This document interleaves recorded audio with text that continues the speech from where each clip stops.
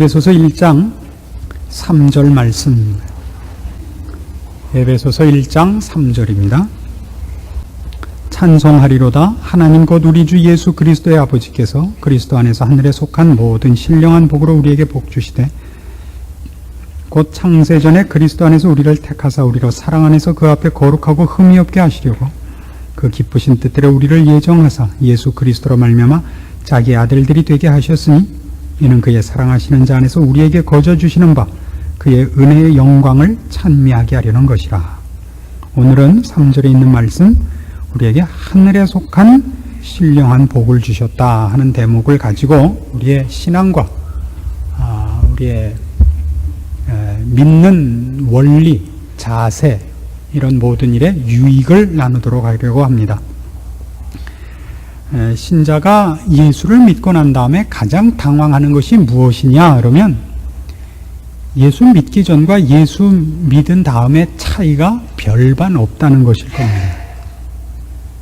예수를 믿으면 믿기 전과 아주 많이 다를 거라고 예상을 했음에도 불구하고 그 달라진 것이 별로 보이지 않는 데에 신자들이 처음 겪는 당황함이 있습니다. 내가 이게 진짜인가? 내가 이게 예수 믿는 사람 된 것이 사실인가? 스스로도 자기 자신에 대해서 자신이 없고 또 실제로 일반적으로 믿지 않는 사람들이 신자들을 향하여 비난을 할 때도 바로 그 문제를 들고 나오는 것을 자주 당합니다. 믿는 사람들이 더하더라. 예수 믿는다는 사람이라고도 안 그러죠, 세상에서. 예수 믿는 것들이 더하더라. 그러니까 그 비난을 할 때는 이제 교회 안에서 직책이 중한 직책일수록 더하죠. 목사들도 더하더라. 이렇게 이제 나오는 겁니다. 저보고야 안 그랬겠지요만은. 그러니까 이게 왜 나오냐 하는 것을 세상 사람들이 오해하는 것은 당연합니다만은 신자들마저 오해해서는 안 됩니다. 이게 하늘에 속한 것이기 때문입니다. 하늘에 속한 것이기 때문에 이것이 세상 사람들 눈에 보이질 않습니다. 우리가 갖고 있는 것, 우리의 우리 된 것, 신자의 신자 된 것이 영적인 것이고 초월적인 것이기 때문에 세상 사람들 눈에 우리가 소유하고 있는 것이 눈에 잡히지를 않습니다. 고린도전서 2장에 가시면 이걸 사도 바울이 이런 식으로 설명을 합니다.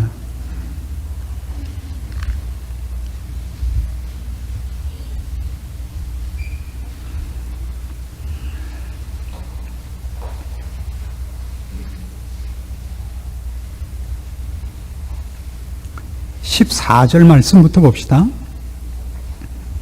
육에 속한 사람은 하나님의 성령의 일을 받지 아니하나니 저희에게는 미련하게 보이며 또 깨닫지도 못하나니 이런 일은 영적으로라야 분변함이니라. 신령한 자는 모든 것을 판단하나 자기는 아무에게도 판단을 받지 아니하느니라. 누가 주의 마음을 알아서 주를 가르치겠느냐? 그러나 우리가 그리스도의 마음을 가졌느니라. 여기 사도 바울이 하는 얘기의 핵심이 되는 것은 뭐냐 하면요, 우리가 믿고 아는 것들은 우리가 이제 신자가 되었기 때문에 아는 것들이지 불신자의 눈에는 보이지 않는 것들이다 이겁니다. 영원한 나라, 최후의 심판, 우리에게 주어질 천국, 예수 그리스도와 십자가, 이런 것들은 세상 사람들 눈에 보이지 않습니다. 그래서 여러분 잘 아시다시피 세계사에는 예수 그리스도가 등장을 안 합니다. 그 가장 중요한 사건이 등장을 안 하죠. 아브라함이 등장을 안 하고요. 거기 누구는 등장하냐면 히틀러는 등장을 합니다. 나폴레옹도 등장하고 알렉산더도 등장을 합니다. 그럼 성경엔 그런 사람은 등장을 안 하죠. 이것이 영적인 문제인 것입니다. 하늘에 속한 것입니다. 그래서 우리 신자들이 무엇을 오해하지 않아야 되느냐 하면 예수를 믿었다는 것이 예수를 믿게 된 그 순간 이 세상을 벗어난다는 것을 의미하지 않는다 하는 것을 다시 한번 의미해야 됩니다. 예수를 믿기 전에는 비를 맞았지만 예수를 믿은 다음부터는 우산이 필요 없게 됐다. 그런 얘기 들으신 적 있습니까? 그런 거 없습니다. 예수 믿기 전에는 감기에 걸렸지만 예수를 믿은 이후로는 감기에 걸린 적이 없다. 이런 것 없습니다. 말하자면 분명히 가장 귀한 일을 하러 가는데도 하나님이 특별히 보호해주지는 않는 것 같습니다. 그런 사건들이 생기고 있습니다. 그래서 바로 이 문제들, 이 세상에 영향을 받지 않는다든가, 밥을 안 먹어도 된다든가, 바람이 불어도 안 춥다든가 하는 것과는 전혀 그런 것으로는 구별되지 않는 옛날과 변함이 없는 우리 모습이지 않습니까? 우리가 어느 날 예수를 믿고 우리가 회개하고 믿고 소망 가운데 있는 것을 인하여 그렇게 기뻐하고 그렇게 눈물 흘리고 다음날 아침을 맞이해 보니까 그날도 그 전날과 여전한 날의 연속이었던 기억이 있으시죠? 그래서 그 전날 밤 그렇게 울고 그렇게 감격해서 다음날 아침에는 해가 장미꽃같이 뜰 줄 알았더니 똑같은 해가 뜨고 똑같은 공해가 끼어있는 공기를 숨 쉬어야 됐던 그 경험이 있으시죠? 나 혼자 지난밤 꿈꾸다 깼구나 하는 그런 생경한 느낌을 받으신 적이 없습니까? 우리가 그 기대가 있습니다. 그러나 성경은 그 약속을 한 적이 없습니다. 성경이 우리에게 약속하는 것은 외형적인 차이가 없다는 것입니다. 피상적으로 보아서는 아무런 차이가 없어 보입니다. 신자들은 말이죠, 무엇으로만 다르냐 할 때 하늘에 속한 것으로 그에게 무엇이 첨가된 것으로 다릅니다. 구체적으로 뭐라고 성경은 얘기하느냐 하면 죽었던 우리 영혼이 살아났다 라고 얘기하는 것으로 신자를 정의합니다. 우리가 이해하는 식으로 얘기를 하자면 우리는 하나님을 압니다. 내세를 믿습니다. 주님이 우리를 위하여 오셔서 십자가에 달려 죽으신 것과 심판하러 다시 오실 것을 믿습니다. 그럼 뭘 말하느냐 하면 우리의 죽었던 영혼이 살아났다는 것을 의미합니다. 그것이 변한 것입니다. 신자란 옛날의 그와 믿고 난 다음에 그 자신이 다른 어느 것으로도 변화가 없습니다. 습성과 외형, 다른 세상에서의 어떤 조건, 무엇도 다른 것이 없습니다. 단 하나 뭐만 달라지느냐? 그 안에 하나님을 향한 감각과 하나님의 명령을 듣는 귀가 열려 있는 것으로만 다릅니다. 조금 다른 식으로 표현하자면 그 안에 생명의 씨앗이 심겨진 것으로만 다릅니다. 우리는 옛날과 똑같은 자연 본성을 가진 자요, 그 자연인의 연속입니다. 어제의 나와 회개하고 주를 믿은 오늘의 나가 외형적으로는 똑같고 그 본성을 그대로 갖고 있습니다. 근데 그 안에 그때는 그 본성이 우리를 주도하고 그걸 거리길, 그것을 반대할 아무것도 우리 속에 없었는데 이제 그것을 반대하는 주의 음성이 내 안에서 울려 퍼질 수 있는 주님께서 새로 태어나게 하신 영혼이 살아나 있는 것입니다. 이것만 다릅니다. 그래서 신자를 도덕성과 윤리성, 무슨 성실함 이런 것으로 처음부터 평가를 하려고 그러면 도무지 그 사람을 제대로 평가할 수 없습니다. 이런 것으로 자신을 평가하기 시작하면 신자 자신도 자신에 대해서 내가 정말 신자냐 아니냐라고 의심을 해야 될 만큼 신자된 변화라는 것이 우리가 보통 기대하는 것과는 거리가 멉니다. 그래서 많은 신자들이 그의 신자된 것을 신자라는 이름으로 부름받는 것을 부끄러워하고 스스로의 신앙을 좌절스럽게 생각하는 사람 많습니다. 나 같은 것이 이런 얘기를 하는 사람이 많습니다. 그래서 이 공중 기도를 하는 모습들을 보면요, 공중 기도 하실 때 이 공중 기도라는 건 대표적인 기도를 하는 겁니다. 여러 사람을 모두를 대표해서 지금 공적인 기도를 하는 마당인데도 자꾸 자기로 이렇게 그 기도의 시각이 자기 자신으로 오는 분들을 상당히 많이 봅니다. 저부터 저 같은 것이 이 죄인이 자꾸 이 얘기를 하는 것은 그렇게 썩 훌륭한 신자의 태도는 아닙니다. 왜 이것이, 그러나 이런 식으로 기도를 하는 것을 신자들이 공감을 합니다. 왜요? 모두가 그런 느낌을 갖고 있기 때문입니다. 왜냐하면 예수를 믿었으면 하루아침에 뭔가 옛날과 달라진 새로운 획기적인 뭐가 있기를 기대하는 마음이 우리들의 아마 종교적인 본성이기 때문에 그랬을 것입니다. 그러나 성경이 얘기하는 것은 그렇게 얘기하지 않습니다. 신자란 무엇이냐? 예수를 믿는다는 것이 무엇이냐? 그럴 때 그 안에 죽었던 영혼이 소생한 자를 가르치는 겁니다. 이것이 전부입니다. 그것이 처음 볼 때는 마치 땅에 씨앗을 심은 것과 같아서 그것이 싹을 내고 꽃이 피고 열매를 맺기까지는 씨앗을 심은 땅이나 씨앗을 뿌리지 않은 땅이나 차이가 안 나 보인다고요. 차이가 안 나 보입니다. 한쪽은 안에 씨를 뿌린 땅이고 한쪽은 아무것도 안 뿌린 땅인데 둘이 똑같아 보인다고요. 근데 어느 날 싹이 납니다. 뿌린 쪽은 싹이 나고 꽃이 피고 열매를 맺습니다. 그럼 우리는 어떻게 기대를 하냐? 믿는다라고 결심을 하면 짠 하고 열매가 확 나올 거라고 생각합니다. 열매까지는 안 해도 최소한 꽃이라도, 아니 싹이라도. 그렇지 않습니다. 심자마자 싹 나는 것은 유리겔라밖에 없습니다. 그렇죠? 그렇지 않습니다. 언제나 심고 기다리는 법입니다. 싹이 나기를 기다려야 됩니다. 그래서 우리가 이걸 분명히 해야 됩니다. 신자는 아무리 악해도 불신자하고는 다른 겁니다. 그러니까 이 말은 무슨 뜻이냐면 악하다 선하다로는 신자다 아니다를 구별할 수 없습니다. 신자란 결국 다 하나님께서 요구하시고 기뻐하시는 자리에 이를 사람입니다. 풍성한 열매를 맺고 아름다운 꽃을 피워야 되는 사람입니다. 그러나 그러기 위해서 씨앗이 심기워지고 물 주고 해놔서 이것이 싹을 내고 자라서 가도록 되어 있는 사람입니다.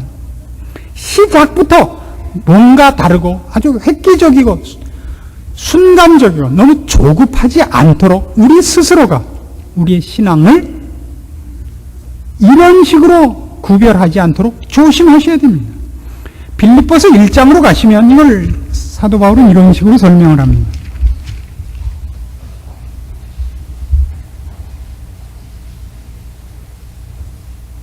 빌립보서 1장 3절부터 봅시다.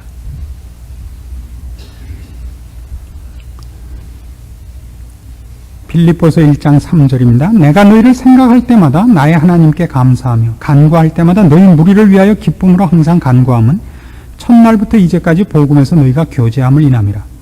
너희 속에 착한 일을 시작하신 이가 그리스도 예수의 날까지 이루실 줄을 우리가 확신하노라. 신자가 가져야 하는 가장 중요한 시각은 이겁니다. 시간 개념을 갖고 계시기를 바랍니다. 시간 개념. 그 시간 개념이란 건 뭐냐면 시작이 있어야 끝이 있다는 시간 개념입니다. 성장하는 과정이 필요하다는 시간 개념입니다. 처음부터 결론이 뚝 떨어지는 식이 아니고 신앙은 만들어져 나가는 것입니다. 성경에서 무엇만 선물로 되어 있느냐면요, 우리 영혼이 중생하는 것, 죄인 되었던 우리가 예수 그리스도의 십자가로 말미암아 하나님의 자녀가 되는 것만 순간적입니다. 마치 뭐와 같으냐면 애를 낳는 것과 같습니다. 꼭 애 낳을 때 머리 낳고 다리 낳고 팔 낳고 이렇게 따로따로 낳지 않습니다. 그렇죠? 한꺼번에 낳아요. 그러나 그것이라 해서 안 되죠. 생명을 자라야 된다고요. 자란다는 개념을 잊지 마십시오. 이 문제를 상당히 많은 사람들이 오해를 하는데요. 특별히 신비주의적 신앙관을 가지면 이 부분을 굉장히 많이 오해합니다. 신비주의적 신앙관은 어디서 오느냐 하면요, 우리가 보통 얘기하는 구원, 죄인 되었던 우리가 예수 그리스도의 십자가 공로로 하나님의 자녀가 되는 그 구원을 선물로 받는다는 것과 그리스도로 말미암아 하나님의 자녀로 출생한 자가 성화 과정을 거쳐 완성하는 이 과정은 노력해야 된다는 것을 혼동하는 데서 일어납니다. 대부분의 신자는 이걸 둘을 어떻게 오해하느냐 하면요, 구원은 지가 노력해서 받고 나는 이제 하나님의 자녀가 됐으니까 구하기만 하면 주십시오라고 성화 과정은 선물로 받으려고 합니다. 자꾸. 그러니까 신비주의자란 무엇 때문에 이 부분을 오해하고 신비주의자가 되느냐 하면 구원을 선물로 받았다는 것을 성화 과정도 하나님이 혼자 우리가 원하면 선물로 준다고 생각하는 데서 신비주의가 생깁니다. 그걸 얻어내는 방법, 완제품을 얻어내는 방법을 논하는 것이 신비주의자들입니다. 어떻게 하면 그것을 받아내는가? 여러분들 옛날에 한참 그 성령 은사 가운데 방언이라든가 이런 구원 확신이라든가 이런 것을 사모했을 때 이런 얘기들을 들어보신 적 있죠? 방언을 연습시켜주는 사람이 있었던, 혹시 그런데 함께 참여했었던 경험도 있으시죠? 이렇게 따라 해봐라. 가나다라 마바사, 아자차카타파 해보신 적 없습니까? 왜 그러냐면 그렇게 어떤 주문을 외우면, 어떤 방법을 제시하면, 조건을 제시하면 완제품이 떨어진다고 보는 겁니다. 완제품이 떨어진다고. 이건 뭘 오해하기 때문이냐면 시간 개념이 없기 때문입니다. 신앙에. 시간 개념이라는 건 제가 지금 얘기하는 건 생명은 자라나는 것이다 이겁니다. 자라나는 것이다. 어린 생명으로부터 장성한 자리로 이제 자라나가는 것입니다. 그리스도의 장성한 분량이 충만한 데까지 자랄지니라. 성경은 이렇게 출생과 생명이 자라는 것으로 얘기를 합니다. 연약한 신앙, 어린아이 같은 신앙, 이렇게 얘기를 하죠. 자라나고 깊어져야 되고 높아져야 되고 넓어져야 되는 것으로 성경은 신앙을 자꾸 얘기한다는 걸 잊지 마시기 바랍니다. 그래서 이런 그 신비주의자적 부류를 보자면, 예를 들면 베레아파 같은 데가 그렇습니다. 아주 좋은 신앙을 갖고 있으면 병에 안 걸린다. 이건 왜 생기느냐 하면요, 우리가 환난과 고통을 통해서 우리가 어느 부분을 고쳐야 하고 도전을 받아야 하고 성숙해야 되는 부분이 있다는 걸 놓치기 때문에 고난과 환난, 병든, 좌절 이런 것들은 무의미하다고 생각하기 때문인 것입니다. 자라난다는 개념이 없으면, 여러분 생각해보세요. 우리가 농사를 짓지 않는다면 비오라 그럴 사람 아무도 없죠. 우산장수 빼놓고는. 그렇지 않겠어요? 그러나 농사꾼만은 뭘 요구합니까? 겨울에도 눈이 많이 오길 바랍니다. 물론 스키장 하는 사람들도 눈 많이 오라 그러겠죠. 농사꾼들이 눈 많이 오라는 거는 그래야 봄에 물이 넉넉해지는 겁니다. 산에 있는 눈이 녹아서 봄에 그 충분한 농사용 물이 나오는 겁니다. 비가 올 때 와야 됩니다. 그러나 내가 농사꾼이 아니고 노는 것밖에 할 줄 모르는 사람, 뭐 야구를 즐긴다든가 축구를 즐긴다든가 무슨 다른 스포츠를 하는, 5개 스포츠를 하는 사람으로서는 비 오는 게 좋을 사람이 아무도 없습니다. 그러니까 신앙에서도 고난을 당한다든가 좌절을 겪는다는 것이 우리에게서 무엇을 만들어내는, 즉 생명을 키우는 조건들이라는 걸 모르면 그걸 당하는 것은 신앙이 없기 때문이라고 못을 받게 만듭니다. 베레아파가 대표적으로 실수하는 거죠. 그런 파 중에 하나가, 그렇게 실수한 파 중에 하나가 워치만니 파가 있습니다. 워치만니 씨는 그 많은 책을 썼는데요. 그가 쓴 책 중에서 제일 좋은 책은 정상적인 그리스도인의 생활이라고 로마서를 중심으로 한 구원론을 쓴 것만은 좋습니다. 그 외에 모든 책이 조금씩 다 어긋나 있습니다. 뭘 어긋나 있냐면 지금 이 얘기. 그래서 그분이야말로 대표적으로 구원을 선물로 받는다는 걸 강조한 분입니다.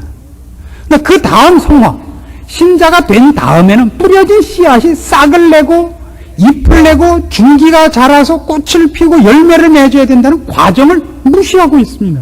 그래서 모든 신앙을 그분은 기다려라, 은혜만을 기다려라, 아무것도 하지 말고 기다려라, 기다려라, 기다리랍니다. 전부 주실 때까지 주문만 외우고 있으랍니다.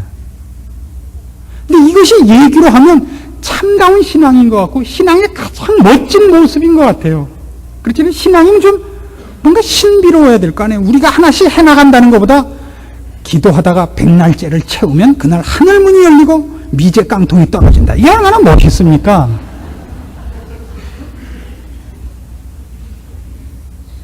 여기 우리가 많이 속습니다. 뭘 모르기 때문이라고? 시간 개념이 없다고요. 시간 개념이라는 걸 제가 뭐 때문에 설명했죠? 생명이라고. 생명이 자란다는 개념이 없기 때문에 완제품을 달라 그래요. 완제품을.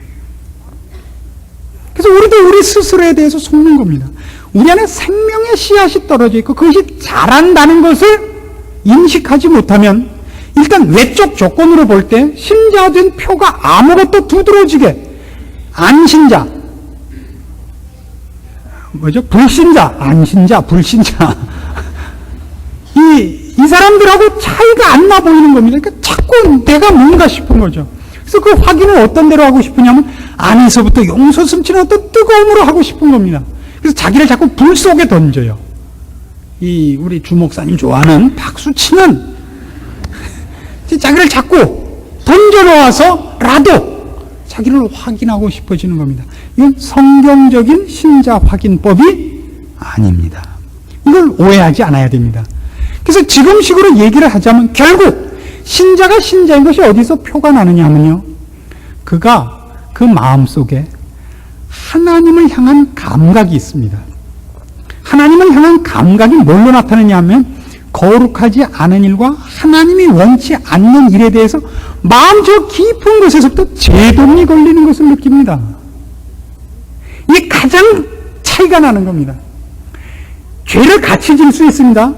예수 믿지 않는 사람과 똑같은 죄를 질 수도 있습니다. 근데 그 죄를 지면 계속 뒤통수가 가려운 겁니다. 옛날과 마찬가지로 불신자 때 친구들하고 신자 된 다음에도 만나서 고시톱을 칠 수 있습니다. 근데 고시톱을 치면 계속해서 뭔가가 떨어져 뒤통수를 때릴 것 같아서 자꾸 뒤를 돌아보는 속에 제동이 걸린다고요. 무슨 고시톱이 잘못이겠습니까만은 이것이 내가 적극적으로 할 일은 아니다라는, 내가 거기서 집문서 놓고 하는 것도 아니고 남편 따먹기를 하는 것도 아니고 무슨 짜장면 내기 정도 하는 건데 옛날 같으면 전혀 양심의 거리낌이 없는데 이제는 속에서부터 자꾸 거는 겁니다. 제동이 걸려요. 윤리적 도덕적 양심의 가책이 아니라 하나님적 거룩한 영혼의 거스름이 있단 말입니다. 이것이 신자가 다른 것입니다. 달라요. 그래서 여러분 잘 보십시오. 저희 교회 와서 조는 분은 제가 별로 못 봤습니다만은 보통 이제 교회 가면 시중에 있는 교회를 나가시면 교회 와서 주무시는 분이 많습니다.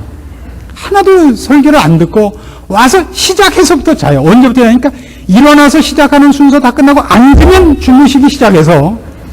신기하다 그래요. 집에서 주무실 땐 코를 고는데 교회 와서 잘 땐 절대 코를 또 안 건다 그래요. 주무셔서 언제 끝나냐면 마지막 찬송 부르자고 일어나자 그럴 때 딱 일어나신단 말이에요. 틀림없습니다. 근데 왜 오죠? 어차피 안 들을 건데요.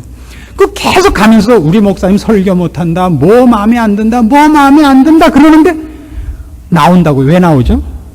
안 나오면 불편한 거예요. 아시겠습니까?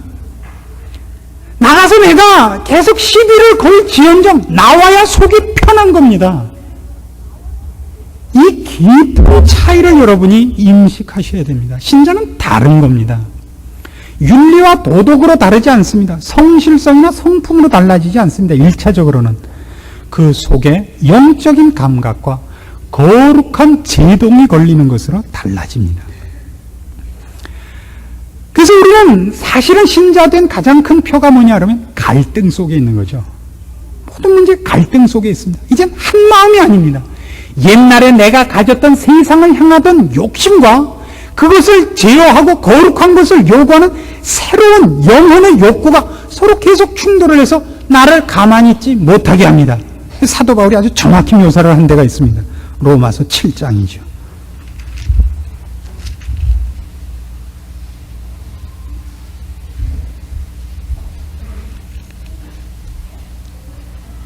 로마서 7장 15절입니다. 나의 행하는 것을 내가 알지 못하노니 곧 원하는 이것은 행하지 아니하고 도리어 미워하는 그것을 함이라. 만일 내가 원치 아니하는 그것을 하면 내가 이로 율법의 선한 것을 시인하노니 이제는 이것을 행하는 자가 내가 아니요 내 속에 거하는 죄니라. 내 속 곧 내 육신에 선한 것이 거하지 아니하는 줄을 아노니 원함은 내게 있으나 선을 행하는 것은 없노라. 내가 원하는 바 선언하지 아니하고 도리어 원치 아니하는 바 악은 행하는도다. 만일 내가 원치 아니하는 그것을 하면 이를 행하는 자가 내가 아니요 내 속에 거하는 죄니라. 그러므로 내가 한 법을 깨달았느니 곧 선을 행하기 원하는 나에게 악이 함께 있는 것이로다. 내 속 사람으로는 하나님의 법을 즐거워하되 내 지체 속에서 한 다른 법이 내 마음의 법과 싸워 내 지체 속에 있는 죄의 법 아래로 나를 사로잡아 오는 것을 보는도다. 오라 나는 곤고한 사람이로다. 이 사망의 몸에서 누가 나를 건져내랴. 신자는 정확히 이렇습니다. 신자는 자기가 신자인 것을 자각하고 있는 모든 사람은 신령하게 살기를 소원하고 있고 죄를 짓지 않기를 소원합니다. 그러나 그것이 전부가 아닙니다. 한 마음이 아닙니다. 그의 원래의 성품과 여태껏 했던 습관들, 죄를 향한 정력이 아직도 그 뿌리를 갖고 있어서 나를 죄 아래로 잡아갑니다. 대부분 누가 승리하느냐 여러분? 보통 죄가 승리를 합니다. 오호라 나는 곤고한 사람이로다. 이 사망의 몸에서 누가 나를 건져내려. 이 외침을 안 해본 신자는 없습니다. 이것 때문에 보통 신자들은 자기가 신자가 아니라고까지 의심을 하는 것입니다. 내가 예수를 믿는다면 어찌하여 이런 일을 할 수 있는가? 라고 스스로를 정죄하게까지 갑니다. 그렇지 않습니다. 성경이 하고 싶은 얘기는 왜 그런 갈등이 있는가를 봐라 이겁니다. 우리가 한 마음이 아니고 그 속에 싸우고 있는 선한 법이 있다는 것을 놓치지 마라 이겁니다. 세상 사람은 갈등이 없습니다. 왜요? 한 마음이니까요. 그 마음에 죄밖에 없습니다. 우리는 죄가만 있지 않고 우리를 거룩한 쪽으로 인도하는 성령의 법이 있습니다. 신자란 그의 죄된 성품과 죄된 본성 안에 그의 영혼이, 신령한 영혼이 눈을 뜨고 소생한 자입니다. 그 생명의 씨앗이 뿌려져 이제 싹을 내고 자라나는 자입니다. 성경이 얘기하기를 이 사망과 이 생명이 싸울 때 누가 이기느냐? 성경은 언제나 부활 생명을 얘기하는 것 같이 생명이 사망을 이긴다고 얘기합니다. 그 사도 바울은 이 오라 나는 곤고한 사람이로다라는 이 외침 후에 금방 뭐라고 주를 다느냐면요. 25절 24절부터 다시 봅시다. 오라 나는 곤고한 사람이로다. 이 사망의 몸에서 누가 나를 건져내랴. 절망입니다. 그렇죠? 우리 주 예수 그리스도로 말미암아 하나님께 감사하리로다. 그런즉 내 자신이 마음으로는 하나님의 법을 육신으로는 죄의 법을 섬기노라. 25절이 이상하게 이어지죠. 감사가 나옵니다. 갑자기. 왜 감사가 나오는지 이해를 할 수 없습니다. 그럼 뭐라 그러냐면 내 자신이 마음으로는 하나님의 법을 육신으로는 죄의 법을 섬기노라. 내가 죄를 멀리하겠다든가 내가 선을 따라서 이기고야 말겠다든가 이런 얘기 없이 둘이 분명히 싸우고 있다는, 타협할 수 없는 두 세력이 있다는 것을 분명히 해놓은 채로 대등한 세력으로 있다고 얘기를 해놓는 상태에서 감사를 외치고 있습니다. 왜 그렇죠? 생명이 사망을 이길 것을 알기 때문입니다. 시간이 흐르면 흐를수록 말입니다. 시간이 흐르면 흐를수록. 그러니까 지금 사도 바울이 이 로마서 7장을 기록하는 이유는 뭐냐면 단지 이겁니다. 우리가 옛날엔 죄밖에 몰랐는데 그 안에 생명의 씨앗이 들어왔다 이겁니다. 그것이 승리할 것이다 이거죠. 생명이 들어왔다는 걸로 충분한 겁니다. 뭐라고 얘기할까요? 우리가 이제 뒤 돌아볼 때 유엔군이 인천 상륙작전을 했다 이런 겁니다. 결국 다 서울을 수복하고 평화를 찾을 것입니다. 그런 개념으로 두 세력을 얘기합니다. 이제 이 둘이 싸워야 이긴다 진다 이런 얘기, 승부를 얘기하지 않고 우리는 하나가 아니다. 사망과 멸망과 죄 아래 있던 그 상태가 아니라 하나님께서 손을 대신 자다. 아까 빌립보서 1장 6절식으로 얘기를 하자면 우리 안에 착한 일을 시작하신 그 하나님께서 그리스도 예수의 날까지 이루실 것을 믿는다 이겁니다.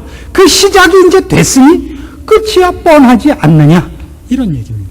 우리는 이기고야 말, 하나님께서 우리 손에 거룩한 작업을 시작한 사람이다 이겁니다. 그것이 신자입니다. 그래서 그에게 앞으로 남아있는 일은 뭐냐 할 때 승리밖에 없고 완성밖에 없습니다. 그래서 신자가 그의 신앙을 확인한 차원에서 그 다음에 기억해야 되는 건 뭐냐 하면요, 많은 실패와 시행착오와 좌절과 난관에도 불구하고 그가 승리할 운명 아래에 있다는 것을 믿고 인내하는 것입니다. 7.8기가 아닙니다. 700.701기가 될지 모릅니다. 우리는 끝이 어쨌든 승리하도록 되어 있고 완성되도록 되어 있는 자입니다. 실패되지 않습니다. 우리가 무슨 일을 당해도 그 모든 것은 우리를 승리하고 완성시키는 대로 갈 겁니다. 우리는 이걸 믿습니다. 모든 것이 합력하여 선을 이루는 것을 믿는 겁니다. 우리 안에서 이 일을 시작하시니까 하나님이기 때문입니다. 이것이 사도 바울의 신앙 고백이요, 우리 모든 신자가 갖는 신앙입니다. 빌립보서 3장식으로 얘기를 하자면 이 일이 시작된 상태에서 우리는 무엇을 확인하느냐 하면요,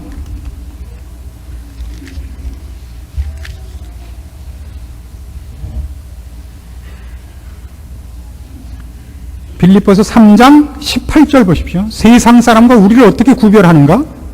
내가 여러 번 너희에게 말하였거니와 이제도 눈물을 흘리며 말하노니 여러 사람들이 그리스도 십자가의 원수로 행하느니라. 저희의 마침은 멸망이요 저희의 신은 배요 그 영광은 저희의 부끄러움이 있고 땅의 일을 생각하는 자라. 오직 우리의 시민권은 하늘에 있다 그래요. 그래서 시민권은 하늘에 있다 할 때 현재형입니다. 지금 우리는 하늘에 있는 사람입니다. 하늘 시민입니다. 언제부터요? 우리 안에 거룩한 생명의 씨앗이 뿌려진 그 순간부터, 완성되지 않았을 때, 시작에 불과할 때부터. 이 시작을 해서 잘 되면 천국에 붙여주고 안 되면 떨구고가 아닙니다. 데려가려고 시작한 것이다 이겁니다. 하나님은 그분이 시작하신 일을 취소하거나 방해받는 적이 없습니다. 그래서 하나님의 별명 중에 하나가 영원히요 전능하신 분입니다. 나는 전능한 하나님이라, 그렇게 아브라함에게 나타나시죠. 아브라함이 하나님의 약속을 믿지 않고 하갈과의 사이에서 이스마엘을 낳습니다. 하나님 와서 꾸짖습니다. 나는 전능한 하나님이라, 너는 내 앞에서 행하여 완전하라. 그 전능한 하나님, 좋은 방언을 하나 배워가시죠. 나는 전능한 하나님이라, 능력의 하나님이라, 엘샤다이 그럽니다. 엘샤다이, 히브리어입니다만은 영어, 불어, 독어보다 센 히브리어 엘샤다이. 우리가 보다는 엘로힘, 여호와 하는 모든 그런 별명이 아닌, 나는 전능한 하나님이라, 너는 내 앞에서 행하여 완전하라.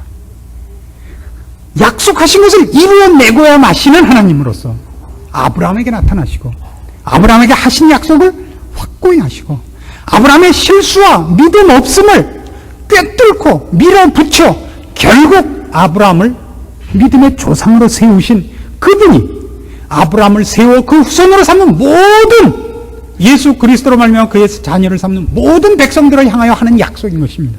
나는 전능한 하나님이다. 이게 사도 바울이 확인한, 너희 안에 선한 일을 시작하신 이가 그리스도 예수의 날까지 이루실 줄을 내가 믿는다, 이렇게 약속하는 겁니다. 우리 안에 대등한 두 세력이 있다. 그러나 이것은 이제 누가 싸우느냐를 보자가 아니라 죄밖에 없고 멸망과 형벌밖에 없던 우리에게 생명이 들어왔다. 이제 그 생명이 우리 모두를 삼킬 것이라, 그렇게 얘기하고 싶어서 이 장면을 서술하고 있는 것입니다. 그래서 우리 모두가 우리 자신에 대해서 조급하면 안 됩니다. 누가 신앙이 더디어 보이는 사람 있습니까? 이것만은 사실입니다. 대기만성입니다. 홀까박 기뻐하는 사람 쳐놓고 위대해진 사람이 없습니다. 금방 울고 금방 펄펄 뛰는 사람은 우리 이북 사투리로 쟁개비 믿음이라 합니다. 금방 뜨거워졌다 금방 식는 겁니다. 요즘은 그 비빔밥도요, 돌솥에다 주죠. 오래 가라고 말이죠. 하나님은 우리를 금방 이렇게 예 믿습니다 하고 튀어나와가지고 그 다음에 나와서 여러분 예수 믿으시오 이렇게 하다 죽게, 물에 빠지면 입만 뜨게 그렇게 요구하지 않습니다. 그런 거 부러워하지 마세요. 길 가다 솜사탕 사먹는 거 보고 혓바닥 내놓고 부러워하지 마십시오. 하나님 우리를 훨씬 깊고 훨씬 영광되게 요구하십니다. 그래서 여러분이 보면 지루해 보이는 것들, 그렇죠? 이런 건 좀 빼고 좀 빨리빨리 갔으면 좋을 것들을 그렇게 오래 하는 겁니다. 여러분을 더 멋지고 더 아름답고 또 영광되게 요구하시기 때문입니다. 우리가 앞으로 당할 어떤 난관이나 어떤 좌절이나 어떤 고통이 있다 할지라도 그것은 결국 비극이 아닙니다. 그리고 무의미하지 않고 부정적인 것이 없습니다. 그 모든 것이 우리를 점도 없고 티나 주름 잡힌 것 없이 그리스도 예수의 날에 이 하나님 앞에 우리를 영광된 존재로 세우고 우리로 우리 입에 찬송이 있게 하시고 아버지께서 그 찬송을 받으실 것이요 영광 중에 계신 하나님 앞에 우리도 영광스러운 모습으로 서서 감사와 찬송이 어우러지는 그 만남의 장관을 이루실 것입니다. 이것이 여러분을 점검하는 기준이어야 되고 여러분의 신앙을 인내하며 소망 속에서 밀고 나가는 시각이기를 권합니다. 기도하십시다. 하나님 아버지 은혜를 감사합니다.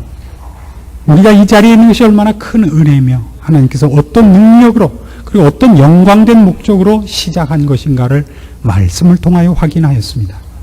우리 중에 지금 넘어져 우는 이 있습니까? 좌절하여 한숨 쉬는 이 있습니까? 저들로 포기하지 말게 하여 주시옵소서.